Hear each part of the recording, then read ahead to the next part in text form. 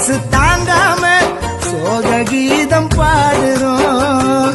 மல்லிப்பூவால மாலை கட்டி போடுறோம். மனசு தாங்காம சோக கீதம் பாடுறோம்.